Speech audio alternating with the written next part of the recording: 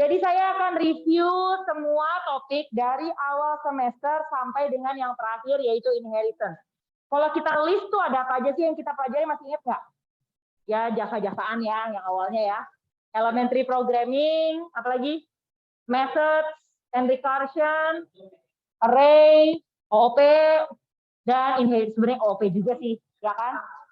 Akan OOP terus-terus menerus sampai akhir. Nah, sebagai permulaan saya akan tunjukkan slide yang dulu banget pernah saya tampilkan di pertemuan pertama. Semoga sekarang semuanya sudah lebih tahu tentang istilah-istilah yang mungkin muncul dari kutipan ini. Saya mau dong melis 5 kata atau istilah terkait dengan potongan code berikut ini yang mungkin Anda nggak tahu di pekan pertama, sekarang udah tahu. Anyone? Ada suara cewek, bentar, jarang-jarang suara cewek. Ya. Public static apa itu? Method apa namanya? Metodenya namanya apa? Main. Harus ada nggak? Harus ada.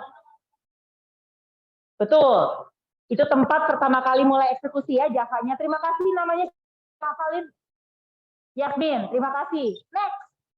Kita udah tahu method main. Apalagi istilah yang tadinya nggak tahu, sekarang tahu. Void. What does it mean void di sini? Dia nggak mereturn apapun, itu method bakal eksekusi selesai. Good. Apalagi? Static. Yang manggil yang ngomong yang mana? Ya.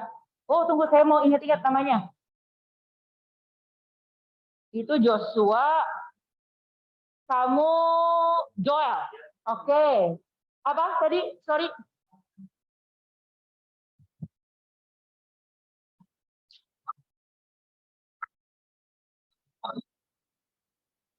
Ya, kita nggak perlu menggunakan cetakan kita untuk membuat suatu instance object. Oke. Lagi, tadi baru 3. Mungkin yang dikurung ini nih apa sih nih? Argumen. Jadi kita udah tahu anatominya method ya. Anatominya method ada argumen. Dalam kasus ini argumennya apa? Array of string. Dia ada nggak sih? Eksis nggak sih array ini? Eksis nggak sih? Kan kalau argumen ya, kalau argumen kan katanya, kalau saya manggil main, berarti saya harus kirim argumen katanya kan? Bisa nggak saya kirim argumen ke sana? Bisa nggak? Di sini ada yang nggak bisa. Ayo, yang mana? Dari mana saya bisa kirim? Dari ketika saya manggil programnya ya. Dari command line ketika saya memanggil dalam kasus ini, misalkan saya ngomong Java hello DDP2B, dia akan mengirimkan command line argumen. Nah, itu kurang 1 nggak sih? Tadi enggak ya, udah 5 ya? Apa? Kenapa hello? Apa tuh hello? Nama methodnya. Kenapa? Nggak ngerti saya. Hello, hello beneran literally hello. Bukan nama method, tapi nama kelas. Terus kira-kira ini kalau saya save, saya kasih nama apa? Harus ya. Oke. Boleh nggak sih saya kasih hak yang ini jadi kecil, boleh nggak? Nggak boleh atau jangan? Kalau saya iseng kasih hak kecil, bakal tercompile nggak? Bisa tercompile nggak? Asumsikan filenya saya kasih nama hak kecil juga. Compile ya. Tetapi prakteknya lebih baik tidak usah pakai huruf ya. Bolehnya pakai huruf kecil dinamain apa? Variabel. Oh, nggak ada variabel di sini, sorry. Method juga ya. Oke, great. Jadi si word cloud yang waktu itu kita tunjukkan, semoga udah banyak kata yang lebih tahu. Oriented, misalkan diagram. Oh, kita belajar diagram nggak sih? Apa ya? UML diagram. Library, kalau saya perlu ngimpor library untuk digunakan. Istilah apa? Gradle. Itu kayak trauma banget dengan kata Gradle. Gradle, misalnya. Dan beberapa kata-kata yang belum ya, kita utang ya. Oke. Ada yang masih pengen diketahui dari kata-kata yang belum muncul? Banyak yang kelihatan warnanya kuning ya.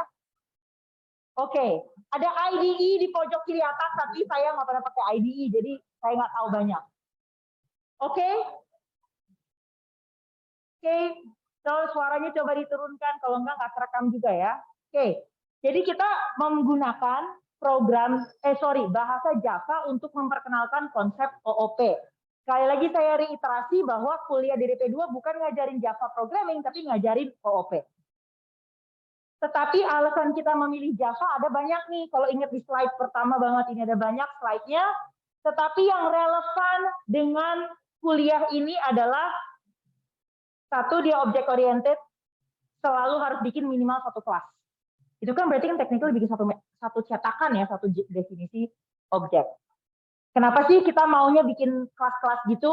Karena reusability dan modularity. Kalau saya sudah punya definisi mahasiswa, siapa tahu nanti siapa namanya? Baju biru. Kamu ya? Oh iya, saya udah pernah nanya, sorry ya. Zaidan suatu hari mau bikin program mahasiswa juga.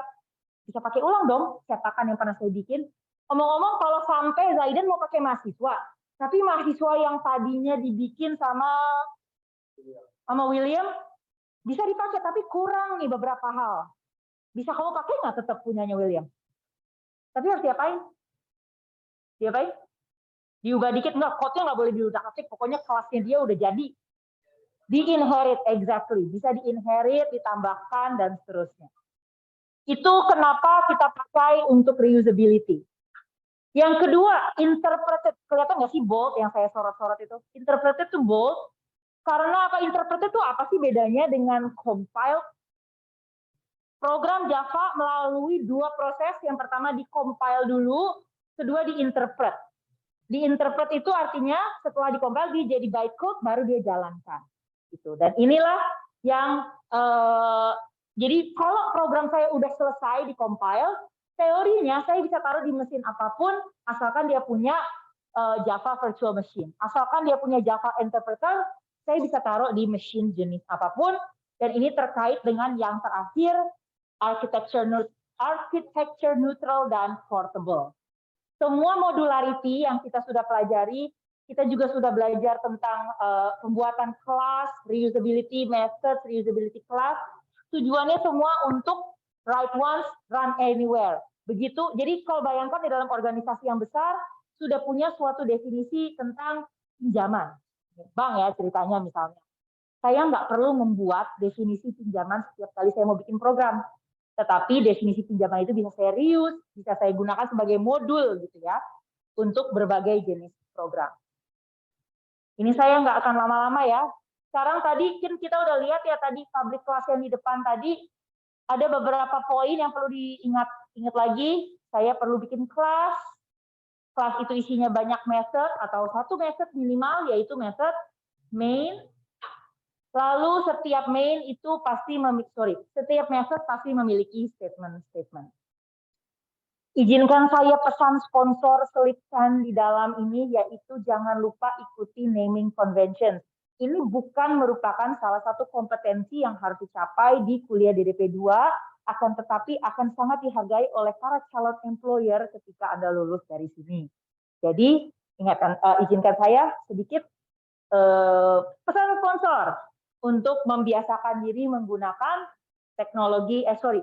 conventions yang tepat untuk penulisan dokumentasi. Karena kalau kita salah, kita bisa menemui beberapa jenis error, sintaks error, ketahuannya kapan kalau sintaks error? Pas compile ya, Javanya pinter, dan ngasih tahu nggak boleh nih, harus diginiin.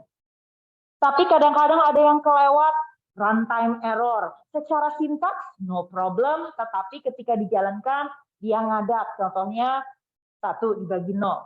Apa yang terjadi adalah exception ya, tidak error kan ketika kita compile, tapi ketika kita run, akan muncul yang dinamakan exception. Apa itu exception?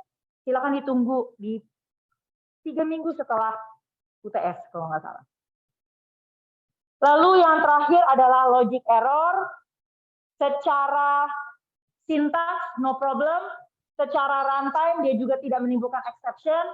Tetapi saya lupa sama urutan, saya lupa sama operator precedence sehingga logik saya sudah salah dan salah melakukan suatu operasi matematik. Itu materi pertama di kuliah DDP 2. Dan pause sebentar, ada pertanyaan? Singkat ya, padahal waktu itu sampai 2 pertemuan ya. Singkat cuma gitu doang. Ada pertanyaan?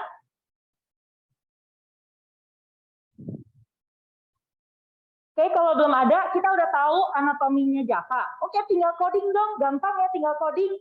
Tetapi karena ini adalah bahasa baru, walaupun Anda sudah jago Python, udah tahu gimana caranya, logikanya, building blocks-nya sudah punya, tetapi tools-nya atau bahasanya, gayanya, warnanya harus diikutin di Java.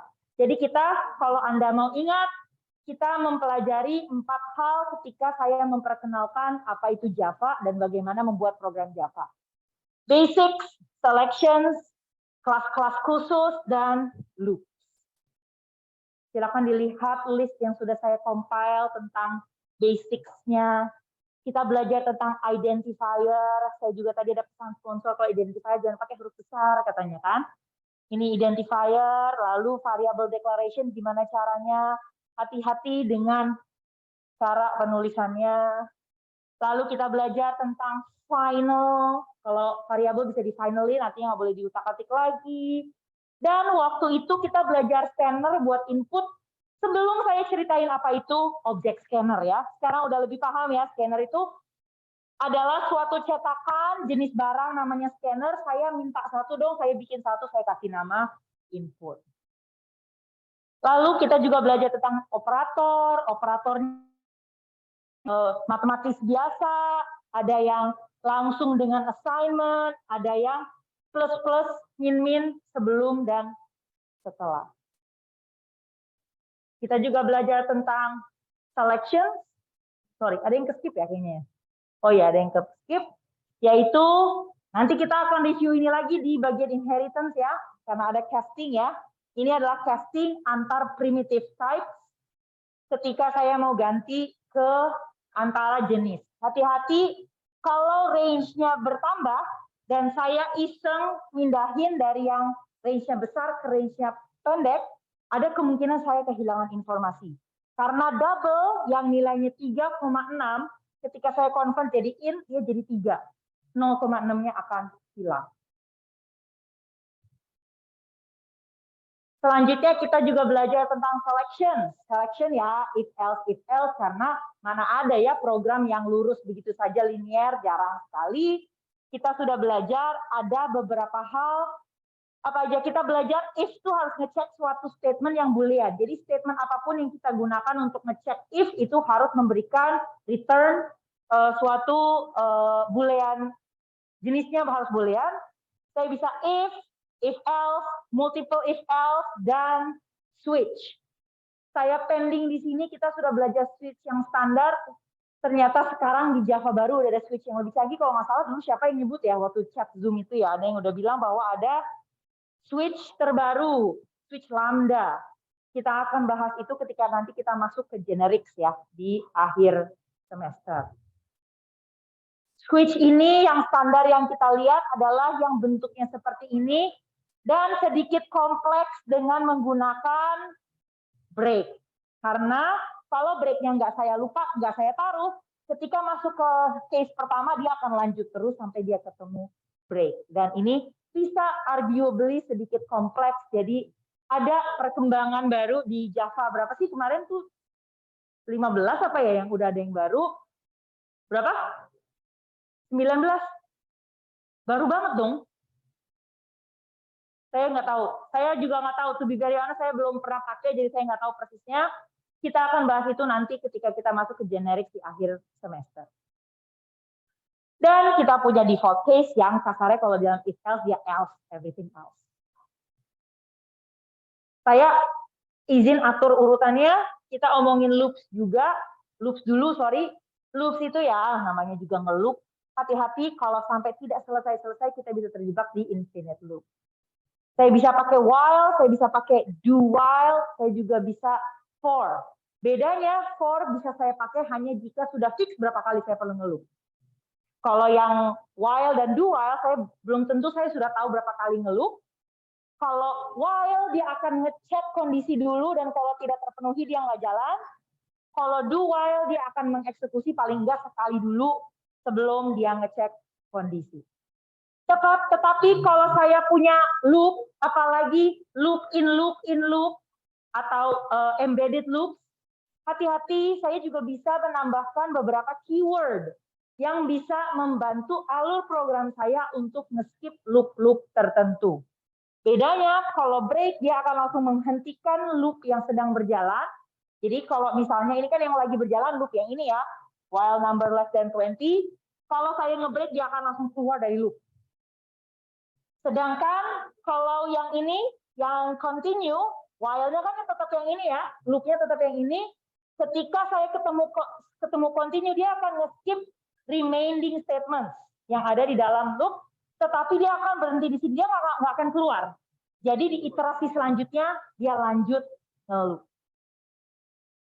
Ini adalah reminder untuk exercise yang sudah pernah muncul. Seandainya saya taruh break di situ dan saya taruh continue di situ, outputnya akan berbeda. Saya nggak akan ulangi lagi, udah pernah kita tampilkan di kelas. Dan yang terakhir untuk elementary Java programming, kita punya math, char, and strings. Saya nggak akan bahas karena documentation is your best friend. Ini adalah math. Dan sekarang setelah kita belajar classes, harusnya sudah lebih jelas ya. Apa maksudnya ketika saya bilang math is a static class? Jadi math class ini static ya. Artinya apa? Tadi udah sempat dibahas. Saya perlu bikin objek jenis math dulu nggak? Nggak ya. Saya bisa langsung math huruf besar, dot, min, dot, apapun yang perlu saya butuhkan. Ada juga character, ada juga string. Dan sekarang setelah kita belajar OOP, kita sudah tahu maksudnya adalah Java sudah punya built-in definisi objek yang jenisnya karakter, objek jenisnya scanner, objek jenisnya apa tadi? Tadi apa sih? Lupa. Math. Dan dia sudah mendefinisikan blueprint tersebut. Berarti Java punya suatu definisi kelas jenis itu, dia punya data field apa, dia punya method-method apa, dan Java, dan kita bisa menggunakan itu dengan cara menggunakan itu sebagai cetakan, membuat objek-objek yang kita perlukan, atau kita bisa gunakan math karena dia string. Static. Short pause di sini dulu. Apakah ada pertanyaan?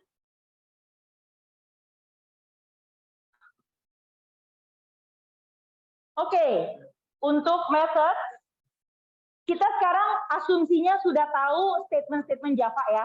Kalau saya minta untuk bikin string udah tahu caranya, saya minta ngejumlahin 2 angka udah tahu caranya. Nah, gimana kalau kita punya kumpulan statement yang mungkin mau saya pakai berulang kali gitu ya. Contohnya seperti nggak jalan, seperti ini. Daripada saya melakukan 3 hal seperti ini 3 kali, saya bisa mendefinisikan suatu method seperti ini. Jadi kalau saya membutuhkan seri statement yang sama berulang kali, saya tinggal panggil seri itu dengan nama tertentu yaitu compute sum. Apa sih yang membentuk compute sum itu? Dia adalah suatu method. Ingat bahwa ada beberapa, ini aduh warnanya nggak kelihatan ya. Untung waktu itu kita online ngomong ini ya, jadi kelihatan. Jadi di sini kita tahu ada yang dinamakan modifier, ada return value, dan method signature. Waktu itu, waktu pertama kali kita mempelajari method, saya minta tolong yang modifier ditelan dulu aja ya, saya jelasinnya nanti. Waktu itu saya bilang gitu kan. Sekarang udah tahu dong ya, apa ini modifier. Public artinya bisa dilihat oleh siapa aja ya. Jadi yang pertama adalah visibility modifier. Saya mengatur setting method ini bisa dilihat oleh siapa. Modifier kedua, static atau non-static. Static tadi udah 2 kali kita bahas ya. Kalau static artinya saya nggak perlu bikin instance dulu sebelum saya akses. Kalau dia non-static saya harus bikin instance dulu baru bisa saya akses. Return value adalah apa yang dikembalikan oleh method tersebut. Dalam kasus ini dia ngembaliin int, berarti saya harus memastikan bahwa ada yang dikembalikan dalam bentuk int. Lalu ada method signature. Jangan lupa, method signature adalah apa yang membedakan satu method dengan method yang lainnya. Dan bukan hanya namanya, tetapi dua benda yang bersamaan. Signature itu terdiri dari dua benda, yaitu nama dan parameter list. Jadi saya tidak cukup mengidentifikasikan satu method hanya dengan namanya saja, tetapi harus kombinasi nama dan list argumen. Ini penting karena method signature inilah yang perlu dicek ketika Anda mau melihat adanya overloading atau overriding ya. Kalau overloading, ada nggak? Berikutnya nggak ya? Oh sorry, saya tambahin lagi ya. Semuanya itu adalah header. Baru kita bagi-bagi dan bodinya ya body. Oke, ketika saya udah tahu caranya membuat method, sekarang saya mau pakai nih methodnya. Saya udah punya definisi compute sum, saya mau ngirim informasi. Saya perlu mengirim, Saya perlu mengirim informasi sesuai dengan yang dibutuhkan oleh method. Di sini dia butuh int sama int berderet, saya kirimin dia int dan int. Sorry ya, kurang pas, anggaplah dia geser ke kiri dikit. Dan itulah yang dikirim kepada sebagai input dari atau argumen dari method tersebut. Yang di-pass adalah value. Kan kalau saya simpan 1 dan 10 itu sebagai variabel, bukan variabelnya yang dikirim, tetapi nilai dari variabelnya. Dan setelah diproses, saya hitung, saya kembalikan informasinya, saya balikin ke sana, dan akan dikembalikan ke menggantikan pemanggilan ini. Ini akan mengembalikan suatu integer value. Oke, kalau kita ingat-ingat yang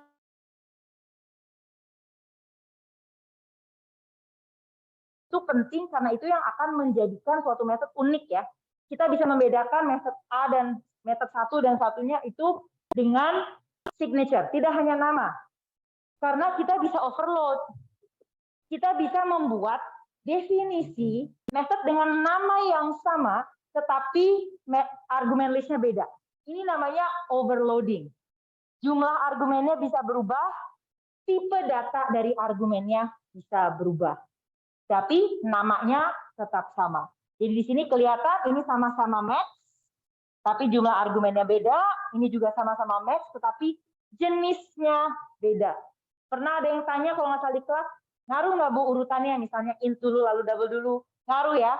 Kita harus kirim sesuai dengan permintaan dari methodnya. Tidak cukup kita hanya mengganti return value. Seandainya ini tetap int dan ini double, itu tidak akan merupakan overloading. Nah, dengan resiko punya banyak banyak variasi dari nama method, ada resiko kita memiliki suatu definisi yang mungkin bisa ambigu. Dan ini dinamakan dengan ambiguous invocation. Kadang-kadang kalau ada match, kita pernah bahas ya tentang method matching ya. Ketika saya manggil method, program akan cari yang mana sih definisinya, gitu ya. Dan apabila dia menemukan dua yang cocok, dia akan bingung. Yang mana yang harus saya panggil? Dan itu yang dinamakan dengan ambiguous invocation. Dalam kasus ini kita manggil max12. Max12 itu adalah integer, tapi bisa juga dia jadi double. Jadi kalau ada dua yang berbeda, int, double int, dia akan bingung yang mana yang harus saya gunakan. Kita udah coba ya beberapa cara untuk memastikan dia manggil yang benar, apakah itu nge-save dengan variabel lain atau memanggil dengan eksplisit.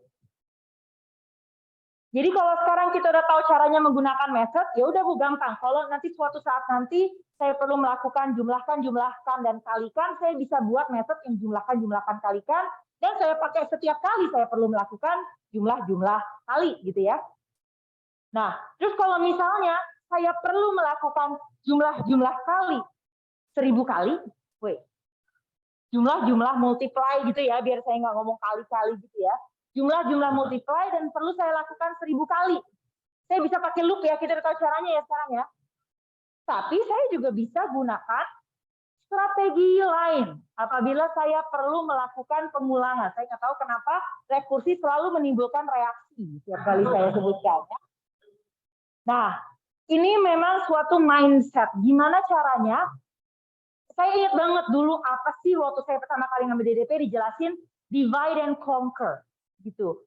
Karena suatu program, suatu task gitu ya, seyogianya bisa dipecah menjadi task yang semakin disederhanakan. Semakin disederhanakan dan semakin sederhanakan. Dan itu adalah logikanya recursive approach. Kita perlu bisa mendefinisikan base case dan recursive case. Dan setiap kali saya memanggil recursive case, setiap kali saya melakukan pemanggilan kembali ke method, manggil diri sendiri kan, pastikan bahwa argumennya satu berubah, dua semakin sederhana. Makin sederhana itu belum tentu semakin kecil ya, tetapi semakin menuju ke base case. Terus ada yang tanya, Bu, gimana Bu? Ada ini nggak? Ada tips nggak Bu? Gimana caranya? Tips mah ada, cuman bukan suatu yang jelas ya, 1, 2, 3, ini stepnya. Enggak juga. Saya sampai nge-google, nyari tahu apa sih caranya untuk, bagaimana sih caranya membuat recursive case. Practice makes perfect ya. Jadi waktu itu juga sudah saya berikan beberapa latihan menggunakan coding bat ya, kalau nggak salah waktu itu ya. Saya pribadi sampai sekarang kadang-kadang masih suka buka coding bat itu kalau saya udah lupa caranya. Jadi satu-satunya hal yang bisa saya jadikan hint adalah pastikan base case-nya ada dan pastikan base case-nya achievable. Jangan sampai base case-nya 0, tapi setiap kali saya panggil rekursi dia nggak menuju ke 0. Nggak bakalan nyampe gitu ya. Dan itu adalah 2 tips yang bisa digunakan. Nah sekarang karena kita kan pakai data kan biasanya nggak cuma singular ya, nggak cuma int di sebelah sini, char di sebelah situ, string di sebelah situ, enggak ya. Tetapi kita kan menggunakan data dan informasi itu biasanya tersusun somehow. Salah satu susunan yang bisa kita buat adalah array.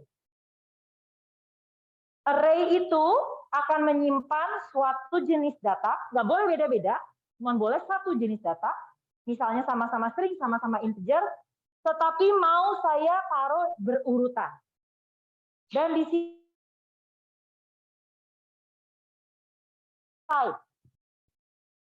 sekali lagi saya ingatkan ilustrasinya, kalau dia primitive type, saya punya integer x sama dengan 3, artinya, titik koma, saya punya suatu lokasi, saya kasih nama x, isinya ya 3 gitu kan. Tetapi kalau saya udah punya array, ini udah beda lagi.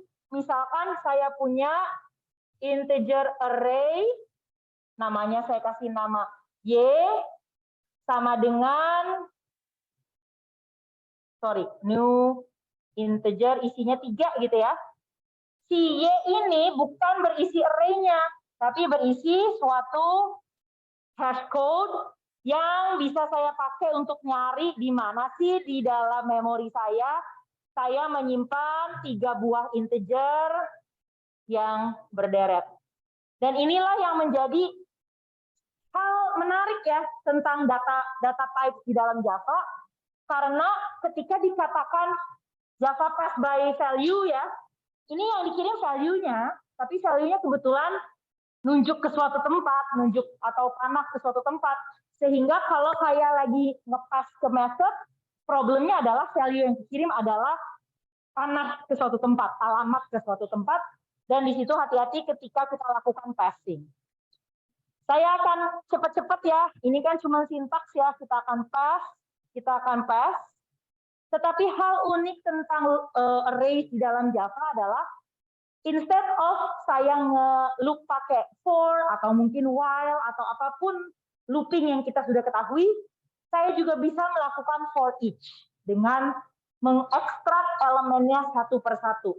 Tetapi dalam cara ini saya nggak punya indeks ya. Kalau saya gunakan ini saya akan kehilangan informasi indeks, tetapi saya bisa memanggil seperti ini. Lalu untuk array adalah 1 dimensi. Kalau saya mau bikin array of array, boleh saya jadiin 2 dimensi ya. Kalau saya mau bikin array of array, bisa juga saya bikin 3 dimensi ya. Dan salah satu studi kasus yang bisa digunakan untuk membayangkan buat apa sih Bu 3D array rempong amat bikin sampai 3 kali. Salah satu penggunaannya ini adalah dalam konteks gambar, citra. Height kali width kali RGB ke belakang. Jadi itu adalah data real yang mungkin saja akan Anda encounter dan gunakan, dan itu adalah bentuk 3D yang beneran. Dan ketika array tadi bentuknya isinya adalah pass by value, dia adalah suatu reference, kita tetap berpegang bahwa Java itu technically pass by value loh, walaupun dalam konteks array yang merupakan reference ataupun objek nantinya, isi dari variabelnya bukan objek yang diomongin. Jadi di sini isi variabelnya bukan array of integer, tetapi nunjuk, hey lihat ke tempat ini, di Jalan Murai nomor 13 misalnya, itu alamatnya kan? Jadi walaupun yang dikirim itu adalah value, tapi value itu menunjuk ke suatu tempat, dan hati-hati jika kita memindahkan informasi tersebut melalui passing ke method, value-nya adalah address on the heap at which the real object resides. Jadi kalau kita utak-atik di dalam method, dia akan berubah secara global.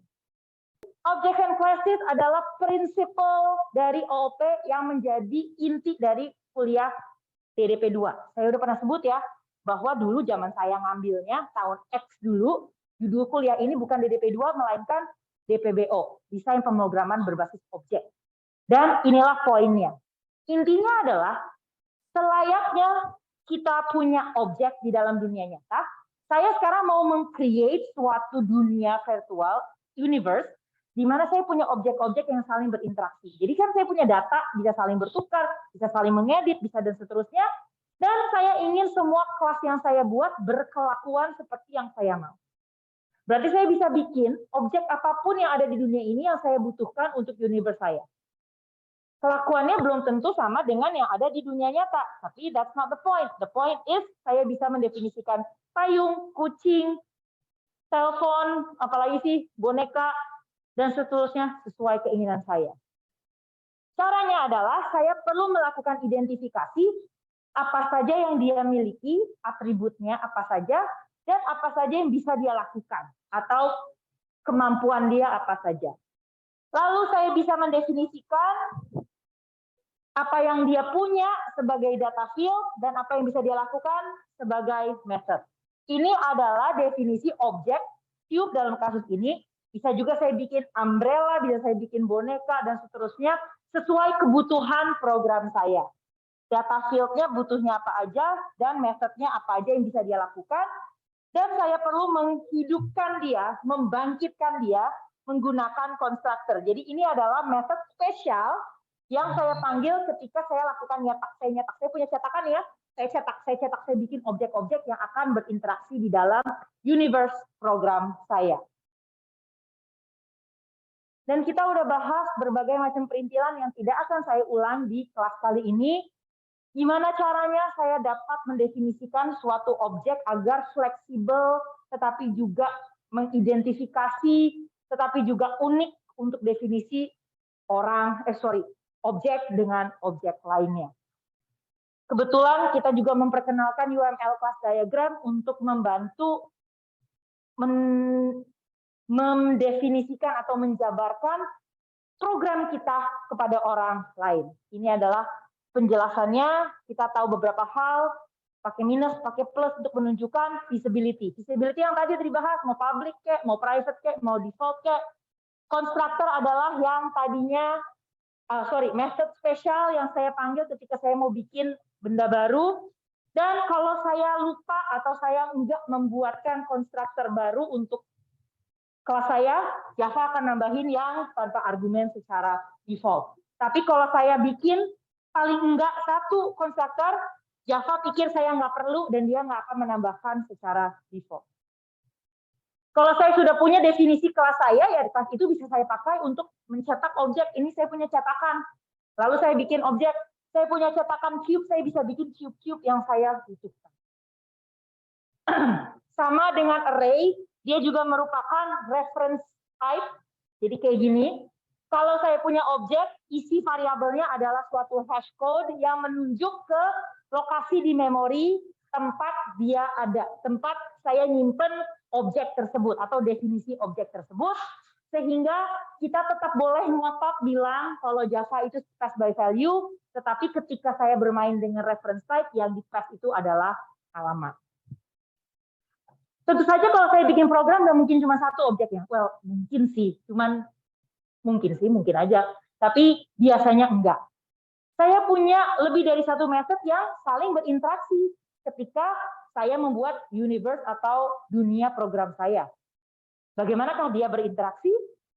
Dia bisa saling mengagregasi atau berkomposisi.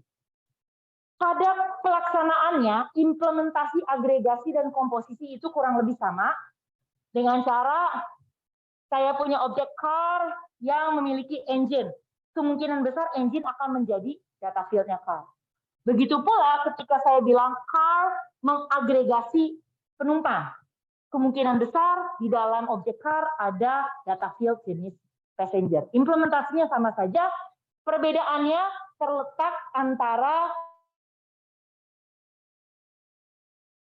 posisi dan agregasi. Tetapi banyak sekali referensi yang tidak membedakan keduanya dan menggunakan dua istilah itu secara ganti-gantian.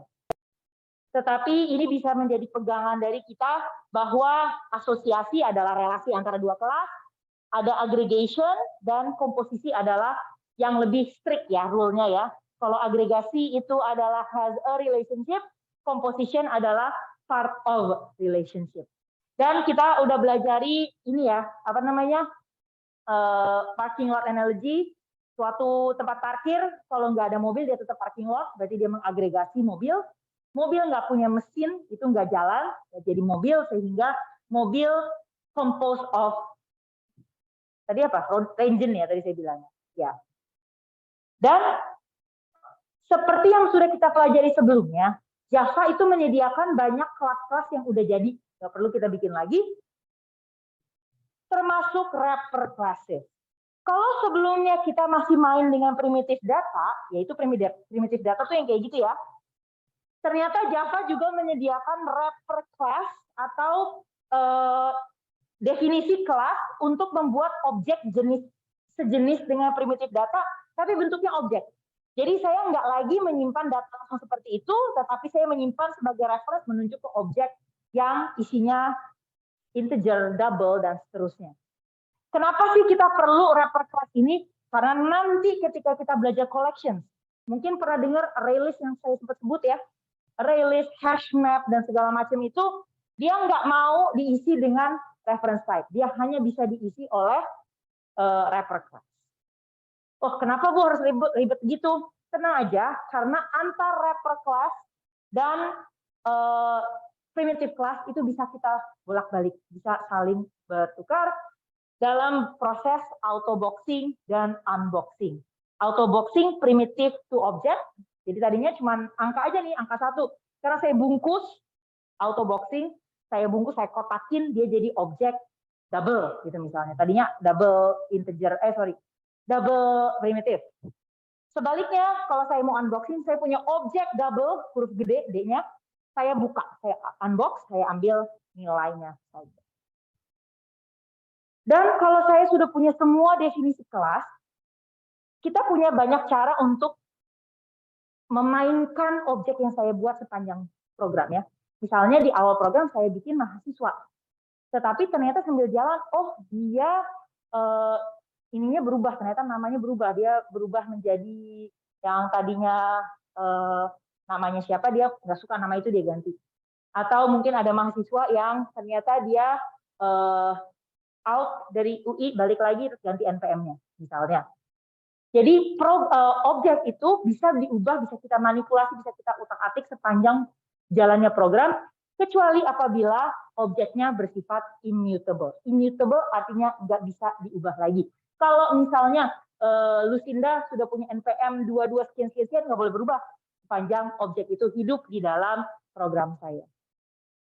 Tetapi tidak cukup kalau cuma private data field-nya dan nggak punya mutator. Mutator itu adalah setter ya, ngeset ganti baru. Tetapi saya juga nggak boleh mengembalikan ke reference. Karena ingat, kalau saya punya jenis datanya reference, sebetulnya saya nggak bermaksud ngasih tahu di mana letaknya, tetapi saya kan ngasih value ya, value-nya kan address ya. Jadi kalau saya berikan akses address itu ke orang lain, dari luar dia bisa ngedit. Jadi ada 3 syarat agar suatu kelas bisa immutable sebagai berikut. Salah satu contoh kelas yang immutable adalah string. Itu bunyi apa ya? Angin ya, serem banget. Kirain saya ada yang bersiul, tau nggak tadi barusan? Oke. Sedikit lagi ya, lanjut ya. Kalau suasana sangat mengerikan, boleh kita stop nanti ya. Oke. Dan ini adalah materi terakhir untuk pra UTS kita, yaitu inheritance. Tadi saya udah sempat kasih objek, saya udah kasih contoh ya.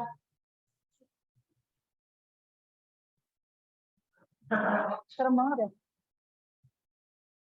Jangan-jangan karena sebelah bolong ya, karena kan dia lagi konstruksi kan. Serem banget ya. Udah, nanti saya harus jadi rekamannya terlalu ribet kalau banyak bicaranya. Mungkin saya edit jadi YouTube ya. Oke, jangan lupa like dan subscribe. Oke, terakhir saya punya inheritance. Tadi saya udah kasih contoh. William bikin definisi, tadi saya bilang apa ya William?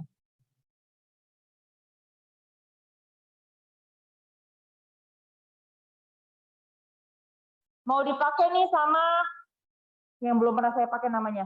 Kamu namanya siapa sih? Yang di belakangnya Zaidan. Belakang Zaidan siapa lupa namanya? Eriawan. Eriawan mau pakai mahasiswa. Tapi kalau definisi William tadi cuma nama dan NPM. Ternyata oleh Eriawan dia butuh tempat tanggal lahir. Dan dia butuh bahasa pemrograman. Serem banget ya. Dan dia butuh bahasa pemrograman favorit gitu ya. Nah, ternyata setelah diteliti itu ya requirement dari programnya Eriawan, dia nggak perlu definisi mahasiswa general, tapi dia butuh definisi hasil kom. Dia bisa melakukan inheritance dan membuat definisi susah banget di-ignore ya. Bisa mengextend mahasiswa yang dibuat oleh William dan menambahkan hal-hal tertentu. Caranya adalah menggunakan keyword extend. Oh, your battery is running low. Oke. Lalu untuk inheritance ini kita perlu tahu bahwa apapun yang saya extend, subclass-nya akan menerima atau mewarisi semua properti, semua method, tetapi tidak akan mewarisi konstruktornya. Kalau saya mau panggil konstruktor, saya pakai keyword super. Tapi sebenarnya nggak ribet karena sebetulnya konstruktor ini akan selalu dipanggil. Dari konstruktor subclass pasti akan selalu memanggil super. Kalaupun nggak saya tambahkan, dia akan memanggil secara implisit. Sorry, mohon maaf. Mbak. Jadi, walaupun nggak saya tulis secara ekuivalen, ini secara diem-diem gitu ya, si compiler akan menambahkan super seperti ini. Jadi, hati-hati apabila Anda tidak menyediakan no argument constructor pada superclass, bisa menjadi isu pada subclassnya, karena akan kepanggil secara otomatis. Dan karena dia selalu invoke, setiap kali saya membuat constructor di subclass, first statement pertama selalu super. Either dia akan dipanggil secara implisit atau saya sendiri yang harus menuliskannya secara implisit. Karena seperti yang tadi dikatakan, pasti memanggil super ke atasnya, sehingga terjadi constructor chaining seperti contoh yang sudah kita tunjukkan di sini. Constructor paling bawah, ini enggak persis ya, oh sama deng. Kalau konstruktor profesor dipanggil, dia pasti memanggil konstruktor employee, dan konstruktor employee pasti memanggil konstruktor person. Dan diam-diam, konstruktor person juga akan memanggil konstruktor objek. Karena, semoga ingat ya, semua objek di dalam Java pasti mengextend objek secara implisit. Oke, ketika saya bikin subclass, Kan semua yang dibuat oleh superclass dikasihkan ke bawah ya. Dia ngasih data field, dia ngasih method. Tapi kadang-kadang methodnya itu nggak pas dengan subclassnya. Kalau gitu bisa saya override. Hati-hati kalau override. Override itu hanya bisa dilakukan apabila accessible methodnya. Kalau private, kalau static itu nggak bisa diakses, tidak bisa di override oleh anaknya atau subclassnya. Perbedaan overriding dan overloading dapat dicek dengan mengecek signature method. Tadi kita udah bahas ya signature method. Karena apabila di sini signature-nya sama persis artinya overriding, kalau signature-nya berubah dia overloading. Kalau dia override, dia menggantikan definisi sebelumnya. Jadi method T pada kelas A cuma ada satu. Method T pada kelas A ini ada dua. Yang satu nerima int, yang satu nerima double. Dan seperti yang tadi saya katakan, semua objek yang ada di dunia Java pasti mengextend objek class, which is why selama ini kalau toString nggak kita bikin, dia akan nyetak hash code lokasi atau address. Karena itu adalah definisi toString di kelas objek. Begitu pula kalau equal tidak kita implementasi, dia akan ngecek sama dengan. Karena itu adalah implementasi pada objek.